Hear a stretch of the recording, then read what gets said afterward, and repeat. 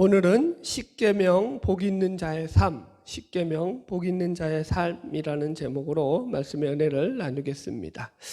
우리가 지난 시간까지 예수님의 팔복의 말씀을 통해서 신약에 나오는 이 복에 대한 말씀들을 다루었다면 이번 주부터는 구약에 나오는 복에 대한 말씀들을 다루려고 합니다. 그래서 제가 생각할 때 구약에 나오는 하나님의 백성들의 누리는 복에 대해서 가장 잘 설명한 말씀이 뭘까 할 때 저는 이 십계명을 생각이 딱 들더라고요. 그래서 이 십계명을 가지고 해야겠다라고 해서 앞으로 이제 이번 주부터 이 십계명에 대한 말씀들을 계속해서 나누려고 합니다. 그러면서 어떻게 이 십계명의 말씀이 이게 복이 되느냐, 의아하죠, 여러분 듣죠? 갑자기 딱 십계명이 무슨 복이랑 연결이 될까? 근데 이제 말씀을 들으면 들을수록 정말 그렇구나를 우리가 배우게 될 것입니다. 여러분, 십계명이 왜 복이 되냐면 그냥 결론적으로 말하자면 십계명은 하나님의 거룩하심을 우리가 닮아가는 가장 대표적인 모습으로 나타나는 하나님의 계명이기 때문이에요. 그러니까 하나님이 온전하신 것 같이 우리도 온전해야 되는 거죠. 하나님의 자녀들은 하나님을 믿고 살아가는 것이 이렇게 살아야 된다라고 제시된 계명이 바로 십계명인 거야. 그래서 그 말씀대로 살아갈 때 우리는 당연히 하나님께서 우리에게 허락하신 복을 누리며 사는 거죠. 왜요? 만복의 근원이 누구이시기 때문에, 하나님이시기 때문에 하나님의 말씀대로 살 때 하나님이 약속하신 복이 우리에게 임할 줄로 믿습니다. 그래서 십계명은 하나님의 백성된 신자가 복된 삶을 살아가는데 그 삶의 방식과 내용이 무엇인지를 우리에게 알려주고 있다라는 거예요. 큰 첫 번째로 이 십계명은 그래서 폐지된 적이 없는 하나님의 온전하신 말씀이에요. 우리가 종종 신약 성경에 나오는 바울의 서신에서 믿음과 반대되는 개념으로 이 율법이 어떻게 여러 번 등장하는 바람에 이 율법에 대해서는 많이 부정적인 시각을 가질 수 있습니다. 이제 십계명을 이야기하려면 전체적인 게 바로 이제 율법이잖아요. 그러니까 율법을 핵심적으로 집약해서 요점 정리한 게 우리는 십계명이거든요. 그러니까 십계명과 율법이 거의 비슷한 개념으로 우리를 이해할 수 있고, 그렇기 때문에 먼저 우리는 이 십계명에 대한 이야기를 하기 전에 왜 그러면은 이 율법을 우리가 지켜야 하느냐라는 문제, 십계명을 지키는 문제와 율법을 지키는 문제가 같이 연결되어 있기 때문에 그 부분에 대한 이해가 먼저 되어야 됩니다. 그래서 바울이 말하는 이 율법의 폐기에 대한 말씀들이 성경에도 나오거든요. 신약에 보면은 그것은 전부 다 무슨 문제냐면은 우리 신자가 칭의에 대한 문제, 예수를 믿고 구원받는 문제를 이야기할 때 적용되는 부분이에요. 예를 들어서 믿음은 구원에 있어서 그 모든 근거와 원인이 우리에게 있지 않다라는 것을 강조하는 차원에서 믿음을 이야기합니다. 그래서 인과율적이라는 면에서 그 원인이 우리에게 있지 않다라는 게 곧 믿음이라고 설명을 드렸죠, 여러분. 그와 반대로 이런 칭의적인 차원에서 볼 때 구원을 인과율적인 측면으로 보자면 율법과 믿음은 반대된다고요. 우리의 행동, 우리의 어떤 예를 들어서 우리가 말씀을 순종하냐 그렇지 아니하냐라는 것을 기준으로 해서 율법은 복과 화가 나누어지죠. 그렇기 때문에 인과율적으로 원인과 결과라는 측면에서 모든 원인이 자신에게 근거한다라는 그런 차원에서는 이 구원과는 율법이 전혀 무관하다라는 개념으로서 등장하는 게 이 율법의 무용론이라고요. 그래서 율법을 잘 지킨다고 우리가 구원을 받지 않고요, 율법을 못 지킨다고 해서 그렇다고 우리의 구원이 없는 것, 떠나가는 것도 아니다라는 거예요. 그러니까 이 구원의 문제에서 율법은 몽학성생에 불과해요. 이따가 설명하겠지만, 그러므로 구원은 전적인 하나님의 은혜로 말미암아 우리가 믿음으로 받은 것이지 우리의 행위라든가 우리의 공로로 우리가 노력하고 공을 세워서 얻은 것이 아니기 때문입니다. 그래서 이것은 구원의 원인이 우리에게 있지 않다는 측면을 설명하는 데 대해서 율법의 무용론이 나오는 거예요. 그렇다고 그것이 율법이 폐기되었다라는 것을 말하는 것은 아니라는 겁니다. 이 율법 폐기론자들의 주장을 먼저 설명을 드릴 거예요. 자, 20세기부터 유행했고 대부분의 이단들이 많이 따라가고 있는 그런 큰 흐름 중에 하나가 세대주의 신학이라고 합니다. 그래서 이 세대주의 신학 속에서도 세대주의 종말론은 이 율법의 폐기론적인 경향을 가지고 있습니다. 그래서 율법 폐기론자들이 주장을 하는 것을 똑같이 주장하는데요.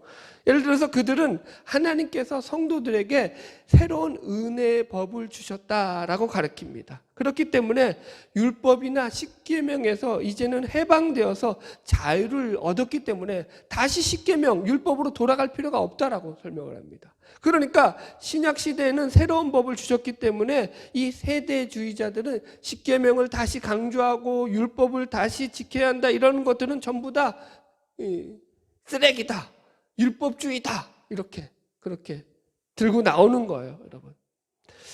그래서 세대주의자들이 쓴 책들 중에서 율법과 은혜라는 이 제목을 가진 책의 내용을 보면은 이 십계명을 비난하는 내용을 이렇게 기록하고 있습니다. 십계명은 마치 남편이 아내에게 보여주기 위해 큰 탁자에 10가지 계명을 써놓은 것과 같다. 나 외에 다른 남자를 내게 있게 말지니라. 너는 내 사진 외에 다른 남자의 사진을 걸어놓지 말아라. 뭐 이렇게 그렇게 표현해 놨어요. 그러니까 마치 십계명을 주신 하나님을 의처증에 걸린 남편과 같은 존재로 표현하고 있죠. 아주 불경한 표현이죠, 여러분. 그래서 십계명이 매우 괴롭고 잔인한 그런 법이다라는 인상을 남겨줍니다. 그래서 이 책을 읽고 나면은 이 신앙인들이 하나님의 거룩한 율법을 마치 의처증에 걸린 남편이 자기 아내를 속박하고 있는 것과 같은 그런 인상을 받게 되고 이 율법이나 십계명에 대해서 거부감을 느끼게 만듭니다. 이것이 세대주의 신학이 가진 가장 큰 위험 중에 하나인데요. 그들은 지금은 은혜의 시대이기 때문에 율법이 쓸모 없어졌다라고 주장하기 때문입니다.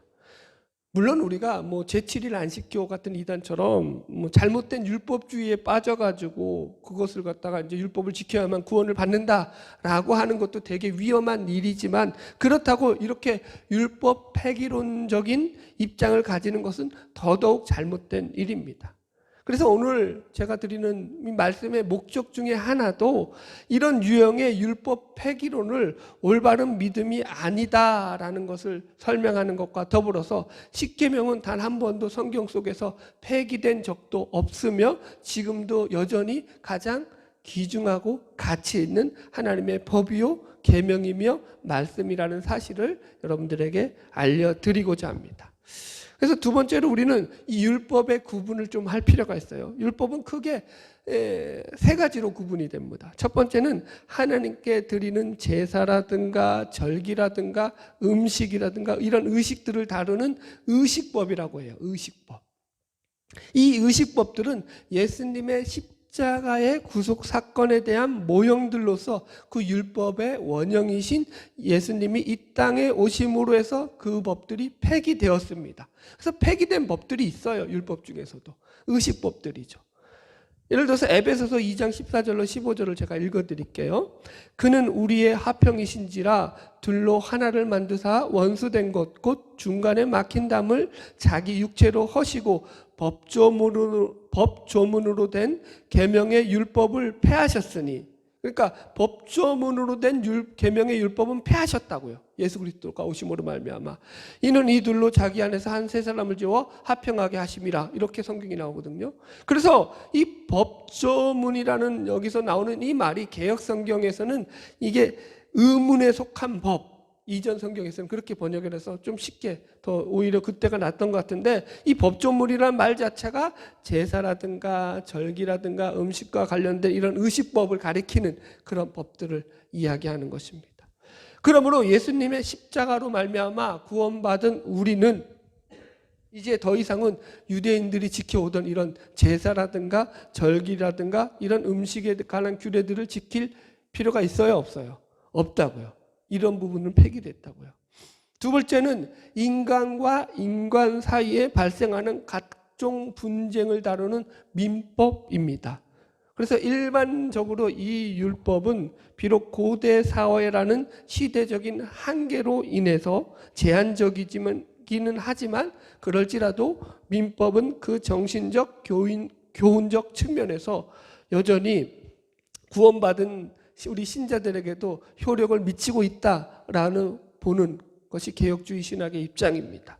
예를 들어서 이 율법에 노예제도가 나오잖아요. 이 노예제도는 고대의 잘못된 법이기 때문에 현대에서는 노예제도가 없다고요. 그러나 비록 노예제도에 대한 율법을 우리가 지키지 않을지라도 그 법에 대한 그 핵심 내용들이죠. 어떤 가치, 정신들이죠. 교훈들이 뭐냐면 예를 들어서 하나를 들어보면은 유대인이 종을 샀어요. 돈을 주고. 그 종을 샀다가 7년이 되면은 안식년이 되었을 때는 그 종을 돈을 다시 그 종에게서 받지 않고 그냥 자유롭게 그 종을 자유인으로 풀어주게 되어 있다고요.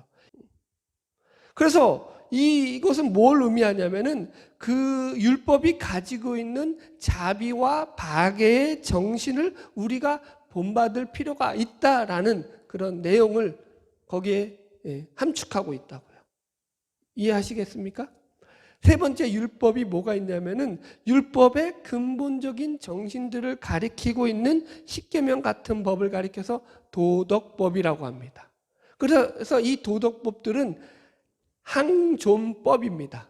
항존법, 영원히 폐하여지지 않는 하나님의 법으로 그렇게 우리가 부릅니다. 그래서 지금도 이 십계명은 하나님의 말씀의 가장 근본적인 가르침으로 모든 성도들에게 지켜져야 할 가장 하나님의 중요한 말씀 가운데 하나다라고 우리는 그렇게 실천하고 있는 것입니다. 여러분, 예수님께서도 그래서 이 율법에 대해서 말씀하실 때 예수님은 언제나 율법을 폐하러 오신 것이 아니라 나는 율법을 온전케 하려 왔다. 율법을 완성하러 왔다. 이렇게 말씀하신다고요. 그러니까 마태복음 5장 한번 찾아볼까요?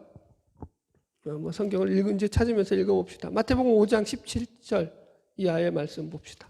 마태복음 5장 가니까 팔복이 나오고 친근한 우리 말씀들이 나오네요. 5장 17절부터 18절 읽어봅시다. 시작. 내가 율법이나 선지자를 폐하러 온 줄로 생각하지 마라. 폐하러 온 것이 아니요 완전하게 함이니라. 아멘. 여기까지 봅시다. 어떻게 했다고요?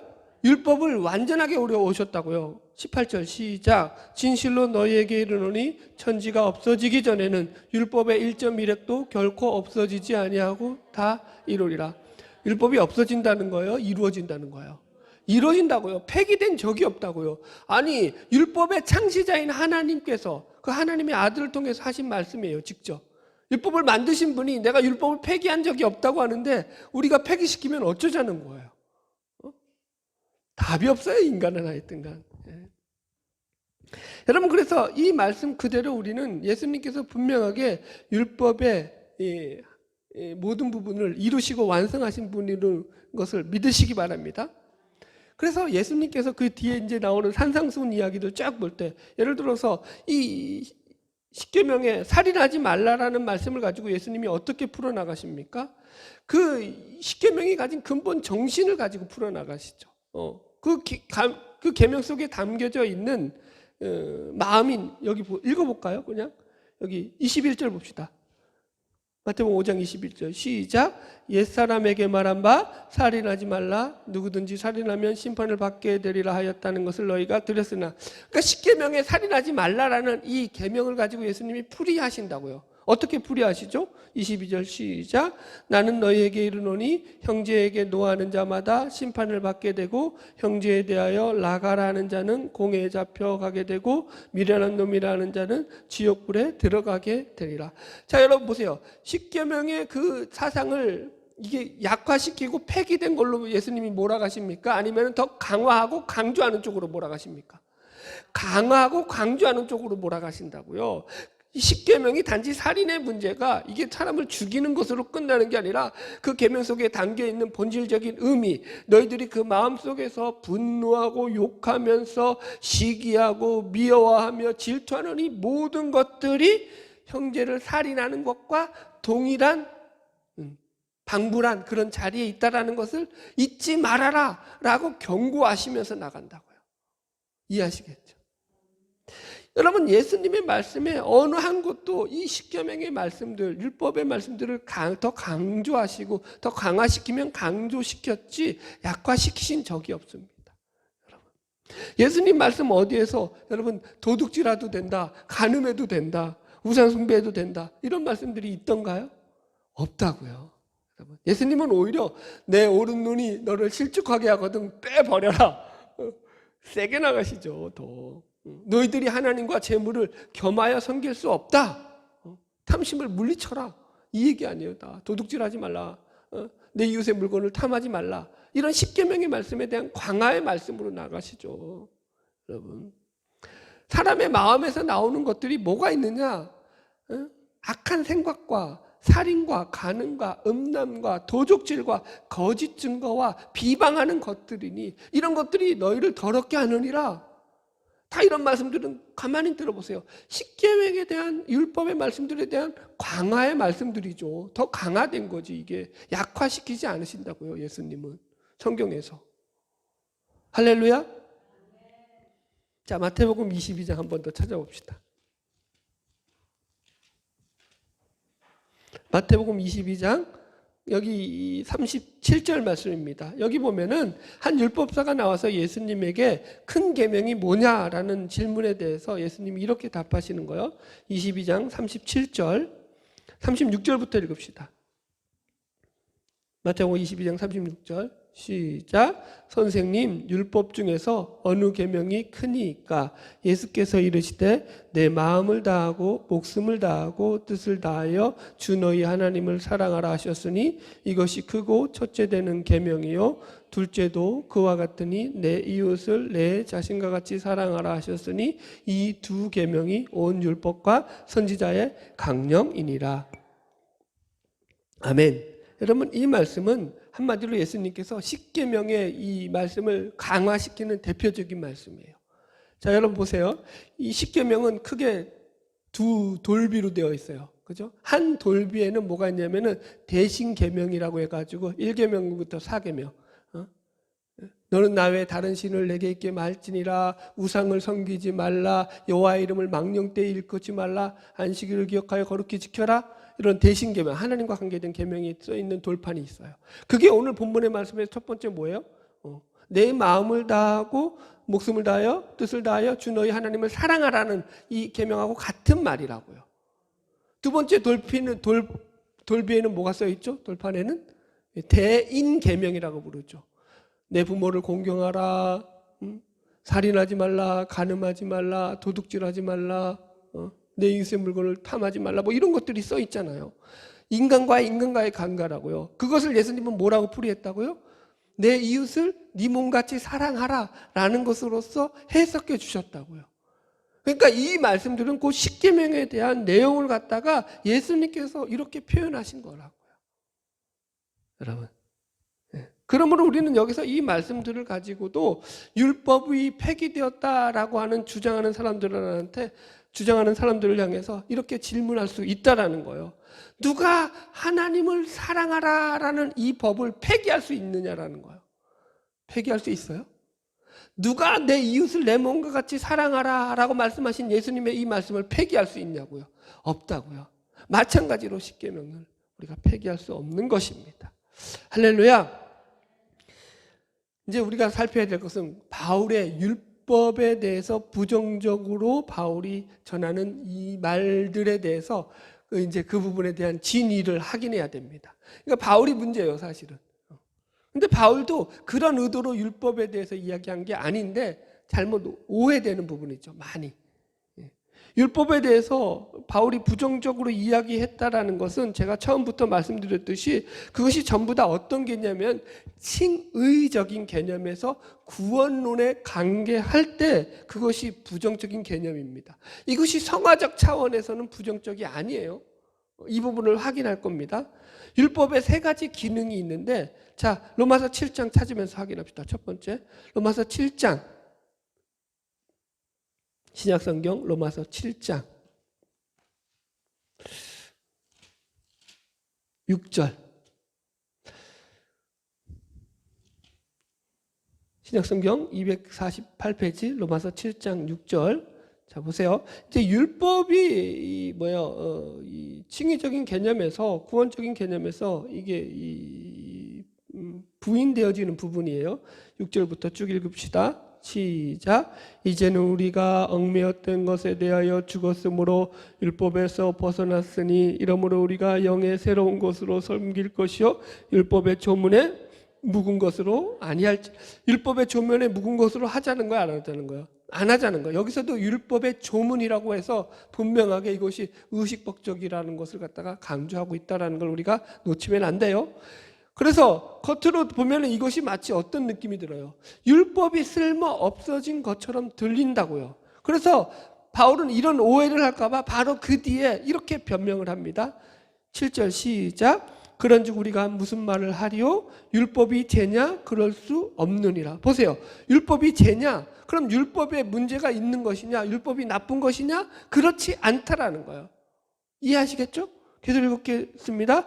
율법으로 말미암지 않고는 내가 죄를 알지 못하였나니 곧 율법이 탐내지 말라 하지 아니하였더라면 내가 탐심을 알지 못하였으리라. 여기서 율법의 첫 번째 기능으로 일컬어지는 정죄의 기능이 나온다고요. 율법은 어떤 기능을 가지고 있냐면 첫 번째 죄를 우리가 깨닫게 하는 기능을 가지고 있다고요. 정죄의 기능. 그러니까 죄를 드러낸다고요. 그것이 죄인 것을. 자, 그래서 여기 보세요. 12절로 넘어가서 읽읍시다. 시작. 이러보건대 율법은 거룩하고 계명도 거룩하며 의로우며 선하도다. 자, 율법에 대해서 그렇게 앞에서는 막 뭐라고 하여튼 나쁜 소리를 막 하거든요. 칭의적인 개념에서. 그래 놓고는 뒤에 와서 이제 율법을 정리할 때 뭐라고 한다고? 율법이 악하다고 했어요? 죄라고 했어요? 아니면 선하고 의롭다고 했어요? 선하고 의롭다고 결론을 맺고 있다고요. 이해하시겠습니까? 그러니까 이게 무슨 율법이 문제가 있어서 폐하여진 것이 아니라는 말씀이에요. 여전히 율법은 의롭고 선하고 귀한 하나님의 말씀이라는 거예요. 단지 그것을 인간이 지킬 능력이 없기 때문에 율법으로 말미암아 그 죄가 드러나게 되었다라는 율법의 고발성을 지금 바울이 강조하고 있는 거예요. 그러니까 이 말은 좀 설명하자면 칭의적인 개념으로 볼 때는 우리가 예수를 믿고 죄 용서함을 받았기 때문에 이제는 더 이상 율법의 정죄를 받지 않는다. 율법의 그 그늘 아래 갇혀있지 않다라는 개념에서 이야기하는 것이지, 그렇다고 십계명 자체는 지키지 않아도 상관없다를 이야기하는 것과는 전혀 관계가 없다라는 이 말이에요. 두 번째 율법의 기능입니다. 율법의 두 번째 기능은 예수께로, 그래서 율법은 이 그리스도께로 우리를 인도해가는 몽학 선생의 역할을 합니다. 갈라디아서 3장 가보겠습니다. 신약성경 넘기세요. 갈라디아서 3장 24절. 갈라디아서도 대표적으로 이 칭의론을 다루는 성경이에요. 그래서 성경에서 칭의론을 다루는 성경은 전부 다 이 율법에 대해서 부정적인 설명을 할 수밖에 없어요. 갈라디아서 3장 24절로 25절입니다. 제가 가진 성경 306페이지입니다. 읽겠습니다. 시작. 이같이 율법이 우리를 그리스도께로 인도하는 초등교사가 되어 우리로 하여금 믿음으로 말미암아 의롭다함을 얻게 하려 함이라. 믿음이 온 후로는 우리가 초등교사 아래 있지 아니하도다. 개역 성경에서는 이게 몽학 선생으로 나왔는데 이제 개역 개정에서는 초등교사로 번역을 했어요. 이 헬라어 원어가 파이다고고스라는 말인데 이게 무슨 말이냐면은 고대 헬라 사회에서는 귀족 집의 어린 아이들을 맡아서 초등 학문을 가르치고 돌보는 가정교사로서 노예들 중에서 신분이 노예 신분들이에요. 그런 자들을 갖다가 노예 신분인 중에서 똑똑한 자들을 해서 붙여주었다고요. 그래서 이들의 특징이 뭐냐면 이 아이가 어린 아이일 시절까지만 이 아이들을 돌보는 그런 한시적인 역할을 맡고 있었다고요. 그리고 이 아이들이 자라나서 성년이 되면은 이제 더 이상은 이 초등교사의 역할이 필요가 없어지는 겁니다. 마찬가지로 그리스도께서 이 세상에 오시고 난 후에는 더 이상 율법이 필요 없게 되었다라는 설명입니다. 그래서 이 말씀도 겉으로만 보면은 율법 폐기론자들의 주장을 지지하는 좋은 근거의 말씀으로 보인다고요. 그러나 이 말씀은 제가 계속해서 반복해서 설명하지만 뭐에 대한 얘기라고요? 칭의론에 관련된 이야기라고요. 성화와 관련된 얘기가 아니라고요. 그래서 이 말씀은 갈라디아서의 전체적인 배경을 여러분들이 조금 이해할 필요가 있는데, 갈라디아서를 이 사도 바울이 쓴 이유 중에 하나가 뭐냐면 이 갈라디아 교회에 들어와서 다른 복음을 전하는 자들에 대한 경계의 말씀으로 쓴 서신이 갈라디아예요. 그래서 다른 복음이 뭐냐면 갈라디아서 1장 6절 가보세요. 갈라디아서 1장 6절 시작. 그리스도의 은혜로 너희를 부르신 이를 이같이 속히 떠나 다른 복음을 따르는 것을 내가 이상히 여기노라 해가지고 다 읽기는, 그러니까 설명드리냐면 다른 복음이 뭐냐면 율법도 지켜야지 너희들이 구원을 받는다. 할례를 받아야지 구원을 받는다. 믿음도 지키고 율법도 지켜야 한다 라고 하는 이 율법주의자들의 주장이에요. 한마디로 그러니까 유대파에 속한 그리스도인들 중에서 주장하는 그런 주장들이죠. 그래서 문제의 핵심은 구원론에 관한 문제라는 거예요. 이 갈라디아의 내용은. 그래서 갈라디아의 말씀들은 이런 잘못된 구원론에 대한 경고의 말씀으로 지금 주어지는 경우예요. 그러니까 이것이 칭의적인 관점에서 볼 때 오직 구원은 믿음으로만 받는다에 대한 설명으로 주어지다 보니까 율법도 칭의적인 관점에서는 무슨 역할밖에 못하는 거예요. 몽학 선생의 역할밖에 못한다 라고 이야기하는 것입니다. 그렇다고 해서 이것이 율법이 신자의 성화의 과정에 있어서도 전혀 필요 없다라는 것을 이야기하는 것은 아니라는 거예요. 바울이 율법을 부정적인 차원에서 이야기할 때는 언제나 이 구원의 문제, 칭의의 문제를 강조할 때 나오는 것임을 우리가 잘 구별해야 됩니다. 자, 그래서 이 갈라디아에서도 갈라디아 교인들이 율법에 대한 잘못된 이해를 가질까 봐 바울은 구원론의 관점에서는 율법의 무용성을 이야기하면서도 그 중간마다 율법의 필요성에 대해서도 또 짚어주고 있다고요. 찾아보겠습니다. 갈라디아 3장 19절.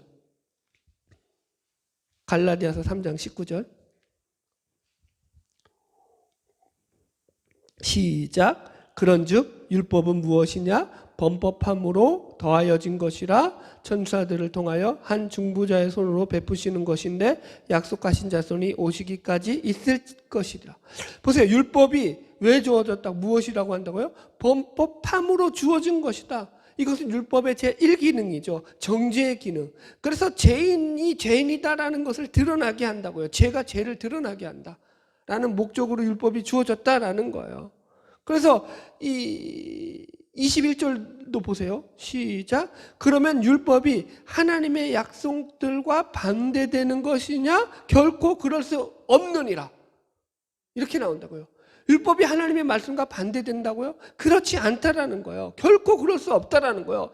그러니까 율법은 하나님의 약속들과 마찬가지로 동일하신 하나님께서 주신 거룩하신 하나님의 약속들이다. 이 얘기라고요. 여러분, 할렐루야. 율법의 세 번째 기능은 성화의 기능입니다. 그래서 종교개혁자 칼빈은 이것을 율법의 제3용법이다라고 그렇게 표현했습니다. 그러니까 율법은 폐기된 것이 아니라 신앙인들의 성화와 성숙을 위해서 필요한 것으로 이야기한다고요. 그래서 칼빈의 기독교 강요를 보면 율법에 대해서 이렇게 말하고 있습니다. 율법이 우리에게 충고하는 그 완전성은 우리가 도달하려고 일평생 애써야 하는 목표다. 율법은 육에 대하여 마치 가지 않는 게으른 나귀를 가게 하는 채찍과 같다. 영적인 사람이라도 육의 짐을 벗지 못하고 있는 동안은 율법이 여전히 부단한 자극이 되어 일시도 한 자리에 서 있지 못하게 한다. 이렇게. 이게 종교 개혁 이후로 개신교회의 정통적인 신학에서는 그래서 이 율법을 성화의 중요한 교리로서 성화를 만들어가는 중요한 지침서로 이해하고 있다고요. 이게 정통신학이라고요. 근데 세대주의 신학은 이걸 갖다가 폐기해야 한다라고 주장하는 쪽이고요.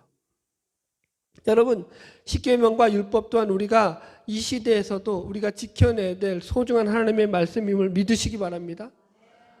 생각해 보세요, 여러분. 답답해서 그래. 여러분, 구약 성경 지금 계속 성경 통독하잖아요. 구약을 읽으면서 여러분, 그럼 여러분들 마음 가운데 이런 마음 들든가요? 이건 하나님의 은혜로 신약에 와서는 다 폐기된 하나님의 옛날 말씀이니까 이건 안 지켜도 되고 쓸데없는 말씀이야. 여기서는 하나님의 어떤 은혜도 우리가 체험할 수 없어. 그런 감정으로 구약이 읽혀지든가요? 신약에서 하나님이 주신 예수님이 주신 십자가의 은혜를 가지고 동일하게 읽혀지든가요? 아니면 후자 아니든가요? 구약을 읽는데 구약 속에서 십자가의 은혜가 안 느껴지든가요? 느껴지죠. 믿음이 안 느껴지든가요? 느껴지죠. 동일하다고요, 여러분. 하나님의 말씀은 변함이 없다고요. 그러니까 여러분, 율법주의로 빠지면 안 돼요. 율법주의라는 것은 이게 행위구원론자들이 주장하는 것이처럼 이 율법을 자꾸 구원의 문제로 연결시켜서 그것을 지키냐 지키지 않느냐로 구원을 받느냐 그렇지 않느냐로 가는 것, 이건 행위구원론, 이거 잘못된 거예요. 여러분들. 그래서 갈라디아에서는 바울이 비판하는 건 그걸 비판하는 거예요. 그래서 이런 복음을 전하는 자들은 다 다른 복음을 전하는 자들로 저주를 받을 것이다 라고 2번이나 강조하고 있어요. 갈라디아서 1장 7절로 9절 보세요. 다른 복음은 없나니 다만 어떤 사람들이 너희를 교란하여 그리스도의 복음을 변하게 하려 함이라. 그러나 우리나 혹은 하늘로부터 온 천사라도 우리가 너희에게 전한 복음 외에 다른 복음 곧 율법으로 말미암아 구원을 얻는다라는 이런 복음을 전하면 저주를 받을 것이라. 그죠? 9절도 우리가 전에 말하였거니와 내가 지금 다시 말하노니 만일 누구든지 너희에게 받은 것 외에 다른 복음을 전하면 저주를 받을 것이다. 여러분, 다른 복음은 없다고요. 아멘? 네. 여러분, 말세에 잘못된 이단에 넘어가지 않기를 주의 이름으로 축원합니다. 잘못된 말씀을 가르치는 데 빠지지 않도록 여러분 경계하며 살아가기를 축복합니다. 지금 시대는 미혹의 시대라고요, 여러분. 여러분 유튜브 보세요. 세대주의자들이 그거 비유론으로 뭐 탁 풀어 쓰는 것들 보세요. 귀에 쏙쏙 들어온다고요. 구원파 설교, 율법 폐기론자들 설교 들어보세요. 얼마나 말씀이 잘 들어오는지 몰라요, 걔네들의 설교는.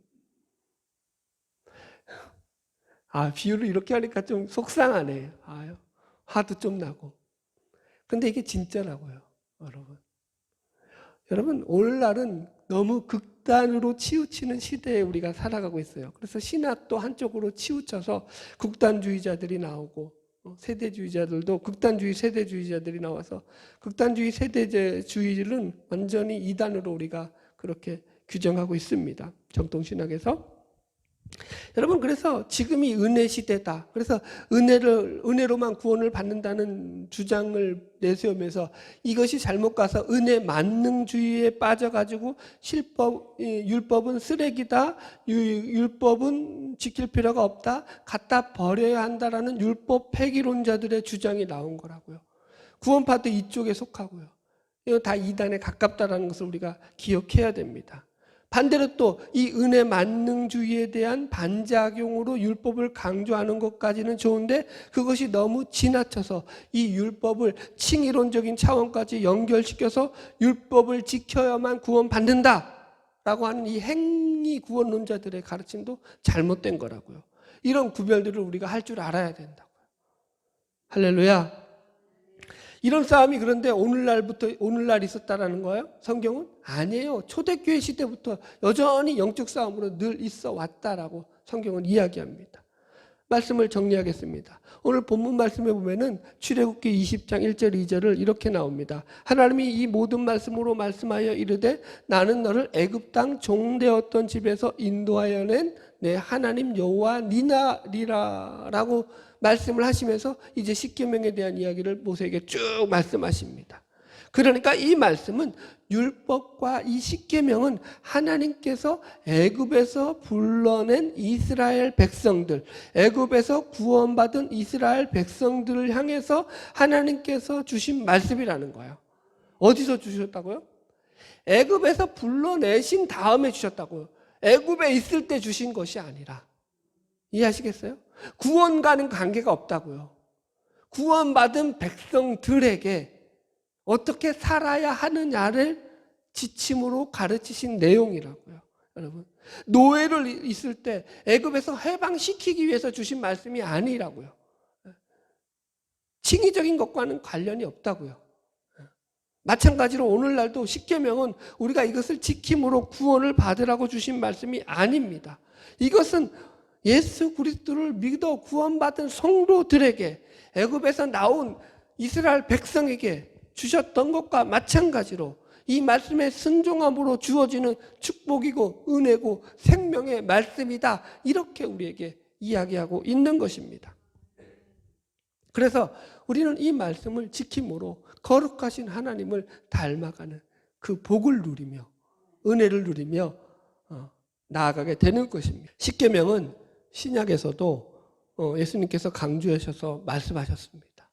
우리가 그 말씀들을 다 못 지켜서 죄인인 것이지, 그렇다고 그 율법 자체가 악하고 죄악된 것이 아니라고 분명히 이야기했습니다.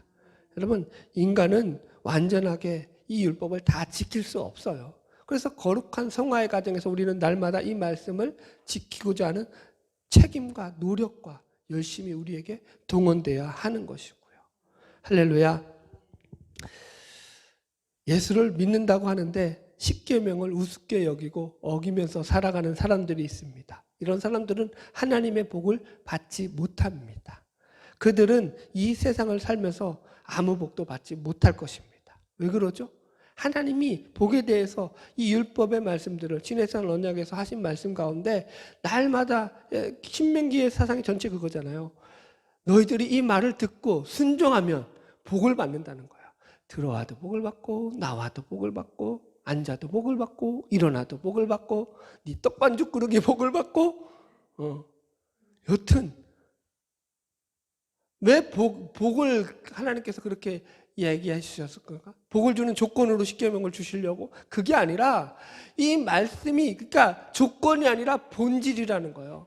하나님을 믿는 신자들은 이러한 삶을 사는 것이 본질적인 삶의 모습이기 때문에 그것이 하나님과 연결되는 가장 큰 축복의 삶이 되기 때문에 이야기하는 거라고요. 그래서 시편 1편 1절에 뭐라고 말했어요? 복 있는 자는 하면서 악인들의 길을 따라 쫓지 아니하고 죄인들의 길에 서지 않고 오만한 자리에 앉지 아니하고 오직 여호와의 율법을 즐거워하여 그 율법을 주야로 묵상하는 자로다. 할렐루야. 이렇게 결론 맺어지는 거예요, 여러분들. 할렐루야. 바라기는 하나님의 백성인 우리 성도들은 하나님의 말씀인 이 십계명을 더욱더 사랑하고 존중하고 지켜 행함으로 그 인생 가운데서 하나님께서 각자에게 허락하신 예비하신 놀라운 복과 은혜를 누리며 살아가는 저와 여러분 되기를 주의 이름으로 축원합니다. 기도하겠습니다.